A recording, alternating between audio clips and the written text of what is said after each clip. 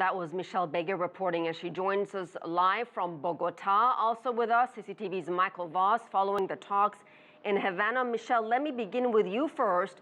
What are Colombians saying about these talks? Certainly a huge milestone, even though there's not a final deal in place.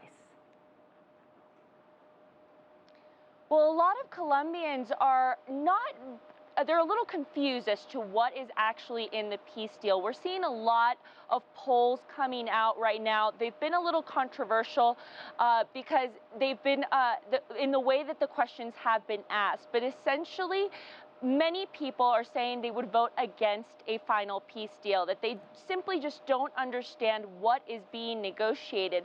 And they're just very mistrusting of the FARC. After more than 50 years of armed conflict, they want to see them pay for their crimes. And that is something that a lot of people have been debating here in Colombia. Let's bring in Micheal Voss. Micheal, you've been following these talks since they began in 2012 in Havana. What's the sense you're getting to how close they are to some kind of final settlement?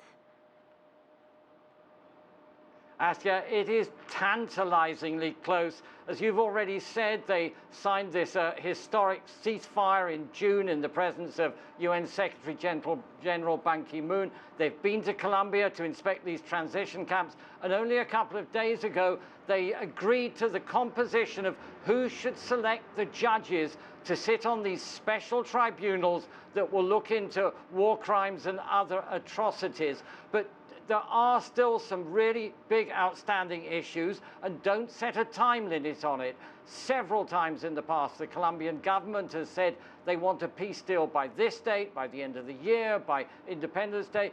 The FARC rebels are not going to be tied to a date. They want to feel that they are happy with all the details before they sign this final accord, but it is tantalizingly close. So what are the major sticking points, Micheal? What's the holdup? The biggest one is this question of amnesty. Imagine, for the FARC rebel negotiators here, they've been in Havana for almost 4 years negotiating this peace deal. They don't want to go back to Colombia and find themselves serving very long prison sentences. But as my colleague Micheal Begue explained, public opinion in Colombia is really dead set against this whole issue of impunity. So that has to be worked out. There are some small points too. They're going back over some of the agreements they already made, fine-tuning them, looking at extra details, be it land reform or redress for victims or FARC's participation. They've still got to work out the wording for the final peace agreement, the implementation, the laying down of weapons, but it is this question of amnesty that really is the sticking point right now. Micheal, let me go to you. So once this deal is finalized, what will happen next? Will it be up for a vote by Colombian people, and how will it be actually implemented? Yes, well, the first thing that's going to happen is that simultaneously, the government is going to present the peace deal as it has been negotiated to Congress. Congress is going to call for that referendum vote that you just mentioned. And then the FARC as well is going to take the peace deal to its troops and present it to them in a conference. And then they're going to have a couple of weeks to finally release a mandate that basically is going to say we finally end the declared war that we have against the government. We will end it now.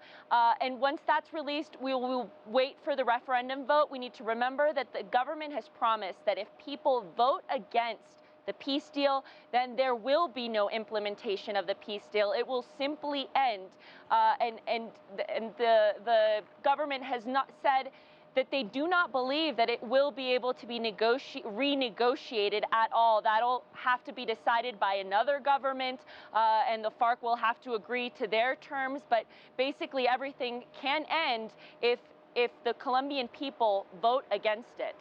All right, we'll have to leave it at that. Micheal Begue in Bogota, Micheal Voss in Havana. We certainly appreciate both of your expertise and your time. Thank you.